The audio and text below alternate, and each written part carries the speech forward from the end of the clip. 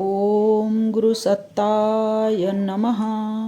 ॐ भूर्भुवः स्वः तत्सवितुर्वरेण्यं भर्गो देवस्य धीमहि धियो यो नः प्रचोदयात्। नवमी रूपे च विद्महे शिवप्रियाय धीमहि तन्नो सिद्धिदात्री प्रचोदयात्।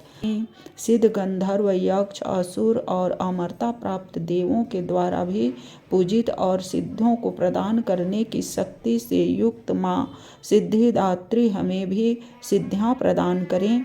भोग। उपवास के बाद माता को तिल का भोग लगाना चाहिए।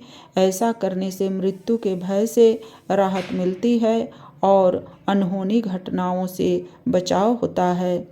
सर्वमंगल मांगल्ये शिवे सर्वार्थ साधिके शरण्ये त्र्यंबके गौरी नारायणी नमोस्तुते। या देवी सर्वभूतेषु मां सिद्धिदात्रीरूपेण संस्थिता नमस्तस्यै नमस्तस्यै नमस्तस्यै नमो नमः। माँ सिद्धिदात्री भगवती का नवा स्वरूप है। माँ सिद्धिदात्री ही भगवान शिव के अर्धनारीश्वर रूप को पूर्ण करती हैं।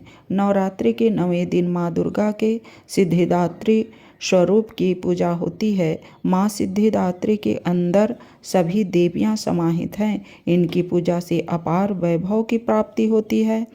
इस दिन कमल के पुष्प पर बैठी हुई देवी सिद्धिदात्री का ध्यान करना चाहिए और माँ को 9 कमल के या लाल सुगंधित पुष्प अर्पित करने चाहिए। इस दिन देवी को शहद भी अर्पित करना चाहिए और धान का लावा अर्पित करके ब्राह्मण को देना चाहिए। नीराजनम आरती। ओम यं ब्रह्म वेदान्तविदो वदन्ते परमं प्रधानं पुरुषं तथान्ये विश्वोद्गतिः कारणमीश्वरं वा तस्मै नमो विघ्नविनाशनाय। ओम यं ब्रह्म वरुणेन्द्र रुद्रः मरुतः अस्तु नमन्ति दिव्यास्तव वेदः साङ्गपदक्रमोपनिषदः गायन्ति यं सामगाः ध्यानावस्थित तद्गतेन मनसा पश्यन्ति यं योगिनो यशान्तं न विदुः सुरासुरगणाः देवाय तस्मै नमः।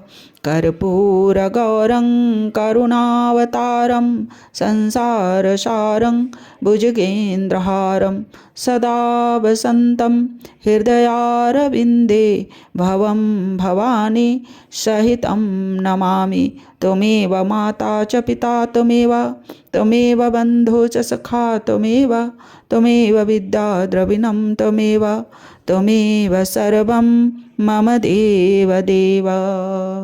क्षमा प्रार्थना।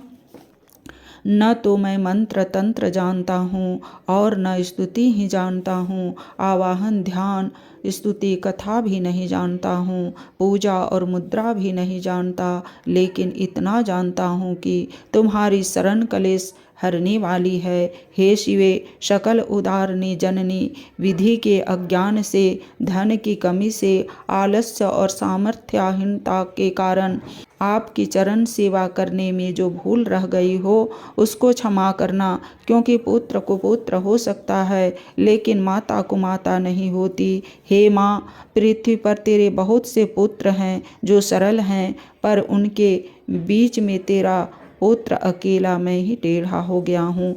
फिर भी हे माँ, तेरे लिए त्याग उचित नहीं है, क्योंकि पुत्र को पुत्र हो सकते हैं पर माता को माता नहीं होती।